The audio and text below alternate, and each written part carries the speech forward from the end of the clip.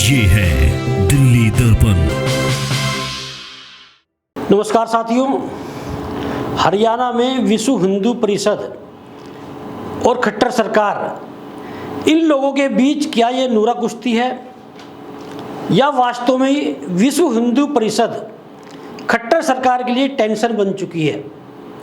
जी हाँ, विश्व हिंदू परिषद नूह में ब्रजमंडल यात्रा निकालने पर अड़ी हुई है और खट्टर सरकार ने अभी तक ब्रजमंडल यात्रा निकालने की अनुमति नहीं दी थी।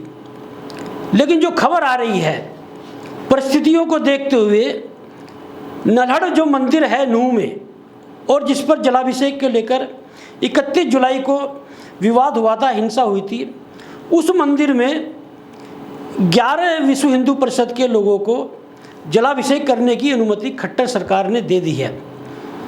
अब प्रश्न ये उठता है कि विश्व हिंदू परिषद जैसा संगठन जिसने अपन अड़ियल रवैया अपना रखा है ब्रजमंडल यात्रा निकालने का, क्या 11 लोगों के जलाभिषेक करने की अनुमति को विश्व हिंदू परिषद मानेगी, या जिस तरह से ब्रजमंडल यात्रा निकालने पर अड़ी हुई है ब्रजमंडल यात्रा निकालेगी।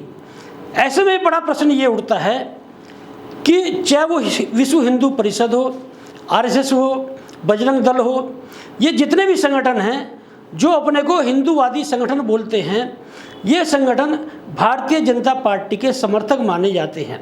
ऐसे में यदि खट्टर सरकार की बदनामी होती है, खट्टर सरकार की यदि दिक्कतें हैं, तो विश्व हिंदू परिषद क्यों अड़ा हुआ है? एक बड़ा प्रश्न जो है इस समय हरियाणा में ये पैदा हो रहा है। और जो विपक्षी दल हैं, जो किसान नेता हैं, उन लोगों का ये मानना है कि ये जो इस समय हरियाणा में चल रहा है, ये सब नूरा कुश्ती चल रही है।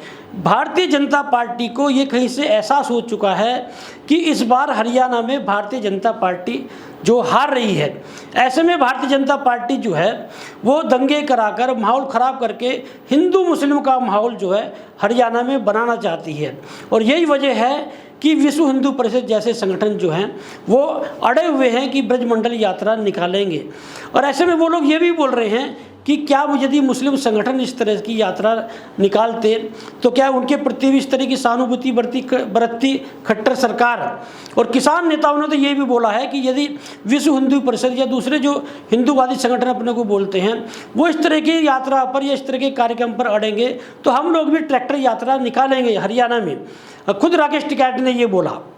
तो ऐसे में ये प्रश्न उठता है, जैसे पिछले दिनों जब आपने देखा होगा कि नूह हिंसा में, चाहे वो मेवात में हिंसा फैली, पटौदी में, सोहना में, सोनीपत में, फरीदाबाद में जो हिंसा देखी गई, तो उसके बाद में जो माहौल ख़राब हुआ तो किसान संगठन सामने आए और उन्होंने बोला कि हरियाणा का भाईचारा, अमन चैन बिगड़ने नहीं देंगे। विशेष रूप से मुस्लिम समाज के पक्ष में वो खड़े हुए।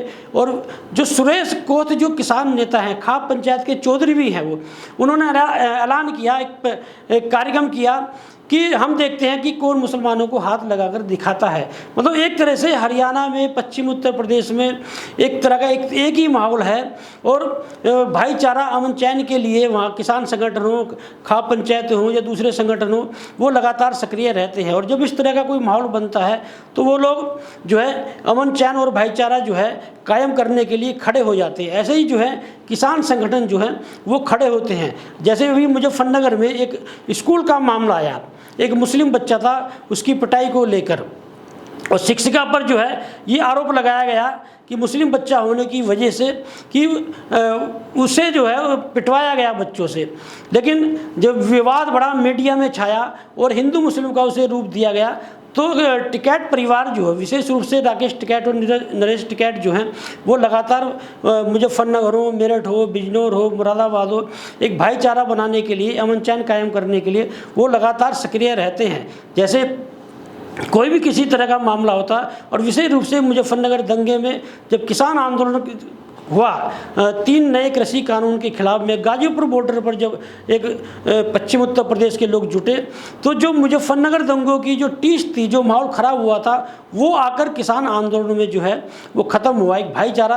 और खुद राकेश टिकैत ने, जब मेरी बात हुई राकेश टिकैत से, मैंने राकेश टिकैत से बोला था कि किसान आंदोलन की सबसे बड़ी उपलब्धि क्या है, तो उन्होंने यही बोला था कि भाईचारा जो है वो सबसे बड़ी उपलब्धि है। विशेष रूप से ये माना जा रहा था कि मुजफ्फरनगर में को दंगे को लेकर जो हिंदू मुस्लिम का जो माहौल बना था पश्चिम उत्तर प्रदेश में, वो फिर से भाईचारा में बदल गया था किसान आंदोलन के बाद में।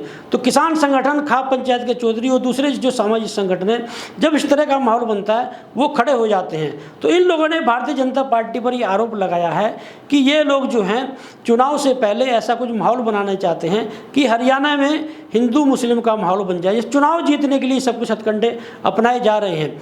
ऐसे में आस्था का भी बड़ा मामला है। देखिए, जहाँ आस्था जुड़ जाती है वहाँ जो है फिर लोग जो हैं आस्था के रूप में देखते हैं। ऐसा एक बहुत बड़ा प्रश्न इस समय हरियाणा में ये है कि जब नू हिंसा फैली, एक माहौल ख़राब है, अभी तक नहीं सुधरा है माहौल, और खुद खट्टर सरकार है, तो विश्व हिंदू परिषद ब्रजमंडल यात्रा निकालने पर क्यों अड़ी हुई है?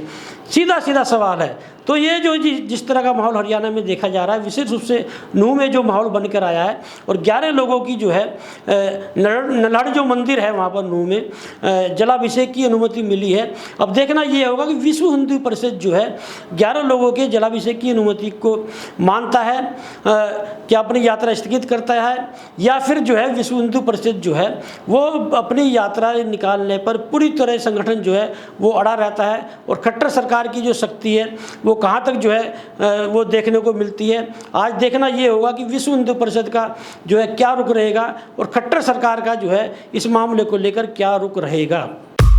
लेटेस्ट खबरों के लिए सब्सक्राइब करें हमारा YouTube चैनल या फिर लॉग ऑन करें www.delhidarpantv.com। खबरों की कवरेज और विज्ञापनों के लिए संपर्क करें।